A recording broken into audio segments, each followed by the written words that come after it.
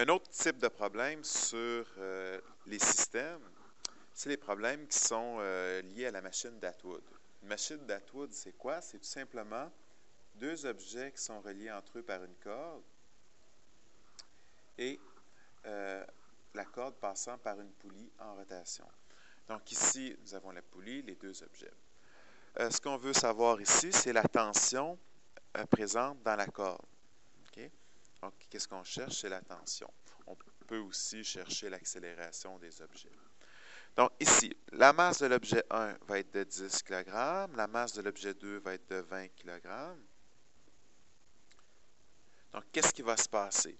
Donc, puisque l'objet 2 a une masse plus élevée, bien évidemment, ça va aller vers le bas ici, tandis que l'objet 1 va aller vers le haut, comme ça.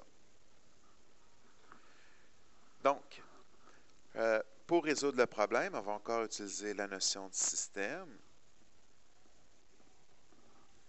Donc, la masse du système va être simple à trouver. Donc, on a 10 plus 20 kg. Donc, nous avons 30 kg qui va être présent.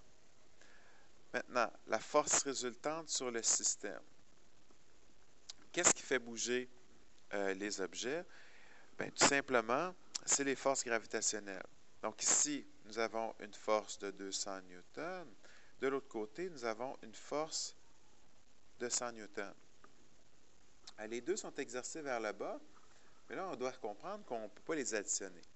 Okay? Tout simplement parce que, puisque le tout passe par une poulie, bien, les deux sont orientés dans des directions différentes. L'une s'attire de 200 de l'autre côté, puis l'autre s'attire de 100 de l'autre côté. Donc, on obtient une résultante de 100 newtons. Donc, tout simplement, ce qu'il faut faire pour avoir la force résultante d'une machine d'Atwood, c'est faire la force gravitationnelle de l'objet 1 moins la force gravitationnelle de l'objet 2 et on trouve la valeur absolue, tout simplement. Donc, on n'a pas à se soucier de quel côté la masse est plus importante parce qu'on fait une valeur absolue à la fin. Donc, ici, nous avons 100 moins 200, valeur absolue. Donc, nous avons une force résultante sur le système qui va être de 100 newtons.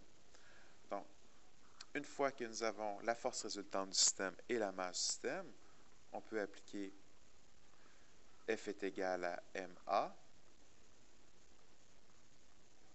Donc, on va obtenir une accélération de 3,3 mètres par seconde carré. Donc, 100 divisé par 30. Ensuite, si on veut trouver la tension dans la corde, on peut prendre les objets séparément, soit l'objet 1, soit l'objet 2. Okay. Si je prends l'objet 1, qu'est-ce que j'ai comme objet? J'ai un objet qui est ici. Il va être soumis à quoi comme force? Bien sûr, il va y avoir la force gravitationnelle, donc qui est 100 newtons. Et nous allons avoir une deuxième force. Ça va être la tension. Est-ce que la tension va être plus petite ou plus grande que la force gravitationnelle? Ici, elle doit être plus grande. Okay, on s'entend parce que l'objet 1, il va vers le haut. Donc, on doit avoir une tension qui est plus grande que la force gravitationnelle, de façon à ce que nous ayons une résultante qui soit orientée positivement vers le haut. Okay? Donc, nous allons avoir une force résultante sur l'objet 1 qui est orientée vers le haut. Donc, ça, c'est les forces qui sont présentes. Donc, on peut mathématiser ensuite. Donc, tension qui est positive puisqu'elle est dans le même sens que le système de référence, moins la force gravitationnelle, donc on l'a mis négative puisqu'elle est dans le sens inverse du système de référence, est égale à la force résultante sur l'objet 1. Donc, ici, tension, c'est l'inconnu. La force gravitationnelle, nous avons une force gravitationnelle de 100, va être égale à la force résultante sur l'objet 1, qui est M1 fois A1.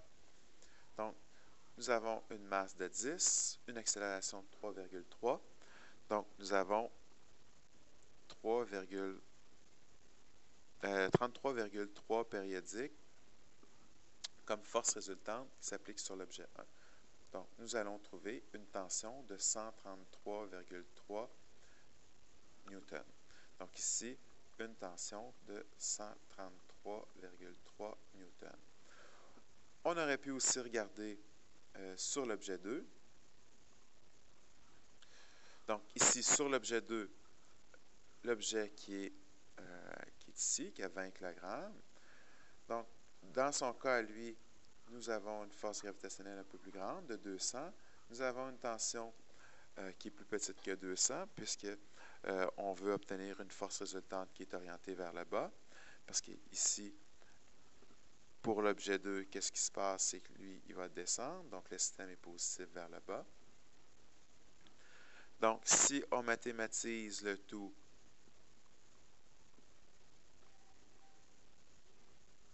nous obtenons comme formule mathématique le FG qui est positif puisqu'il est orienté dans le même sens que le système de référence, moins la tension elle est négative puisqu'elle est dans l'inverse du système de référence, va nous donner la force résultante sur l'objet 2 qui est égale à M2 fois A2. Donc, FG ici qui est 200 moins T est égal à la masse de 2 qui est de 20 fois 3,3, ça donne 66,6. Donc, la tension, nous allons trouver. Donc, quelle doit être la valeur? Bien, 133 newtons.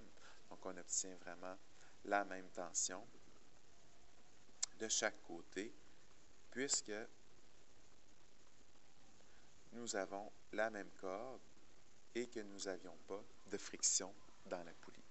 Donc, c'est bien évidemment, c'est sûr qu'on obtient la même tension de chaque côté.